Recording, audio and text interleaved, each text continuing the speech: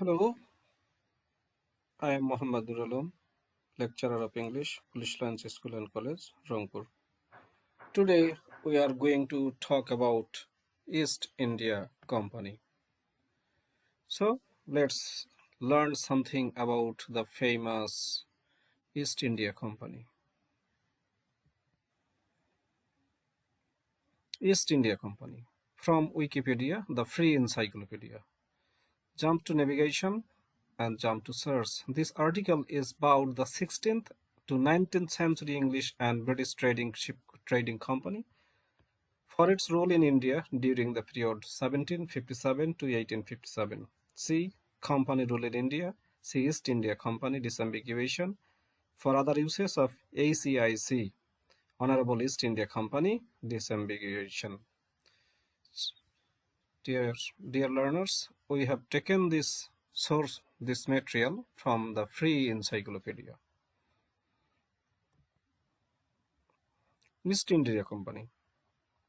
The first East India Company, the East India Company (EIC), was an English and later British joint stock company founded in 1600. It was formed to trade in the Indian Ocean region, initially with the East Indies, the Indian subcontinent, and Southeast Asia, and later with King China. The company ended up seizing the control of large parts of the Indian subcontinent, colonized parts of Southeast Asia and Hong Kong after the First Opium War, and maintained trading posts and colonies in the Persian Gulf Presidencies. The company is also known as the Honorable East India Company, or AEIC, East India Trading Company (EITC), the English First East India Company, or after 1707, the British East India Company, and informally known as John Company, Company Bahadur, or simply the Company. East India Company. Originally chartered as the Governor and Company of Merchants of London trading into the East Indies, the company rose to account for half of its world's trade during the mid-1700s and the early 1800s, particularly in basic commodities including cotton, silk, indigo, dye, salt, spices, sulfatry, tea, and opium. The company also ruled the beginnings of the British Empire in India. The company eventually came to rule large areas of India, exercising military power and assuming administrative functions. Company rule in India effectively began in 1757 after the Battle of Plassey, and lasted until 1858 when, following the Indian Rebellion of 1857, the Government of India Act 1858 led to the British Crown assuming direct control of India in the form of the new British Raj. Despite frequent government intervention, the company had recurring problems with its finances. The company was dissolved in 1874 as a result of the East India Stock Dividend Redemption Act. First 1 year earlier, as the Government of India Act had been by then rendered it vestigial, powerless, and obsolete. The official government machinery of British Raj had assumed its governmental functions and absorbed its armies. Contents. In the total series of our classes on East India Company, we will talk about the history, origin, formation, early voyages to the East Indies. But in this class, we will learn only about history, origin, and formation and early voyages to the East Indies. But in the later classes, we will talk about foothold in India, expansion, slavery, Japan, Anglo-Mughal Empire, and all these things. There are many things, as many as 19 topics in the total series of this lecture. So I hope you will one by one attend the classes and enjoy reading the text on East India Company. History. Origins. Further information: Anglo-Spanish War 1585 to 1604. In 1577, Francis Drake set out an expedition from England to plunder Spanish settlements in South America in search of gold and silver. In the Golden Hind, he achieved this but also sailed across the Pacific Ocean in 1579, known then only to the Spanish and Portuguese. Drake eventually sailed into the East Indies and came across the Moluccas, also known as the Spice Islands, and met with Sultan Babullah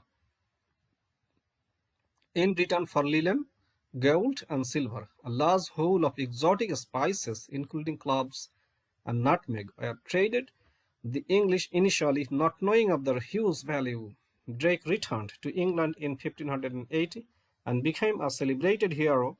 His eventual circumnavigation raised an enormous amount of money for England's coffers, and investors received a return of some 5,000%. Thus started what was an important element in the Eastern design during the late 16th century. Soon after the defeat of the Spanish Armada in 1588, the captured Spanish and Portuguese ships with their cargoes enabled English voyagers to potentially travel the globe in search of riches. London merchants presented a petition to Queen Elizabeth I for permission to sail to the Indian Ocean. The aim was to deliver a decisive blow to the Spanish and Portuguese monopoly of Far Eastern trade.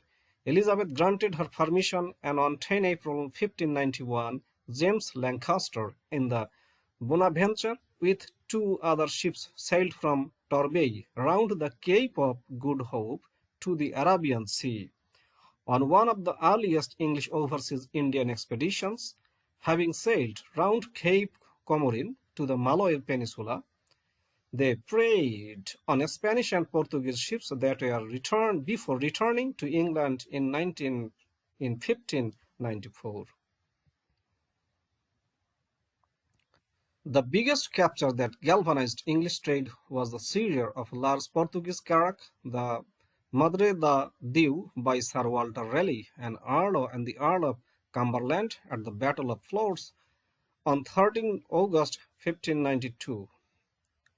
When she was brought into Dartmouth, she was the largest vessel that had been seen in England, and her cargo consisted of chests filled with jewels, pearls, gold, silver coins, ambergris, cloth, tapestries, pepper, cloves, cinnamon, nutmeg, benjamin, a tree that produces frankincense, and red dye, cochineal, and ebony. Equally valuable was the ship's rudder mariner's handbook, containing vital information on the China, India, and Japan trades. These riches aroused the English to engage in this opulent commerce. In 1596, 3 more English ships sailed east, but all were lost at sea. A year later, however, saw the arrival of Ralph Fist, an adventurer merchant who, along with his companions, had made a remarkable 15-year overland journey to Mesopotamia, the Persian Gulf, the Indian Ocean, India, and Southeast Asia. Fitch was then consulted on the Indian affairs and gave even more valuable information to Lancaster. Formation. On 22 September 1599, a group of merchants met and stated their intention to venture in the pretended voyage to the East Indies, the which it may please their lord to prosper, and the sums that they will adventure, committing £30,133, over £4 million in today's money. Today, 2 days later, the adventurers reconvened and resolved to apply to the Queen for support of the project. Although their first attempt had not been completely successful, they nonetheless sought the Queen's unofficial approval to continue. They bought ships for their venture and increased their capital of £68,373. Formation. The adventurers convened again a year later on 31 December, and this time they succeeded. The Queen granted a royal charter to George, Earl of Cumberland, and 215 knights, aldermen, and burgesses under the name Governor and Company of Merchants of London trading into the East Indies. For a period of 15 years, the charter awarded the newly formed company a monopoly on English trade with all countries east of the Cape of Good Hope and west of the Straits of Magellan. Any traders in breach of the charter without a license from the company were liable to forfeiture of their ships and cargo, half of which went to the crown and the other half to the company, as well as imprisonment at the royal pleasure. The governance of the company was in the hands of one governor and 24 directors or committees who made up the court of directors. They in turn reported to the court of proprietors, which appointed them. 10 committees reported to the court of directors. According to tradition, business was initially transacted at the Nag's Head Inn opposite St. Botolph's Church in Bishopsgate, before moving to India House in Leadenhall Street. Early voyages to the East Indies. Sir James Lancaster commanded the first East India Company voyage in 1601 aboard the Red Dragon. After capturing a rich 1,200-ton Portuguese carrack in the Malacca Straits, the trade from the booty enabled the voyagers to set up 2 factories, one at Bantam and Java and another in the Moluccas, Spice Islands. Before leaving, they returned to England in 1603 to learn of Elizabeth's death, and Lancaster was knighted by the new King James I. By this time, the war with Spain had ended, but the company had successfully and profitably breached the Spanish and Portuguese duopoly, with new horizons opened for the English. Early voyages to the East Indies. In March 1604, Sir Henry Middleton commanded the second voyage. General William Killing, a captain during the second voyage, led the third voyage aboard the Red Dragon from 607 to 610, along with the Hector under Captain William Hawkins and the Consent under Captain David Middleton. Early in 1608, Alexander Sharfey was appointed captain of the company's Ascension and general or commander of the fourth voyage. Thereafter, 2 ships, Ascension and Union, captained by Richard Rowells, sailed from Woolwich on 14 March 1608. This expedition would be lost.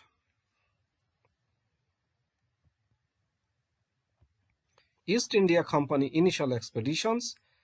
Year 1603, 3 vessels, total invested, billion sent, goods sent, ships and provisions, notes. 1606, you can see everything here. 1607, number of 2 vessels, total invested, billion sent, goods spent, goods sent, ships and provisions, notes, vessel lost. That means 600 and 607, East India Company lost some vessels. 608, 1 vessels. 609, 3 vessels. 610, 4 vessels. 611, 4 vessels.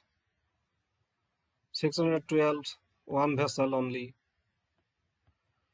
613, 8 vessels. 614, 8 vessels. 615, 6 vessels. 616, total 7 vessels. Total invested amount of money, billion sent, and goods spent, ships and provisions. No, there is no note.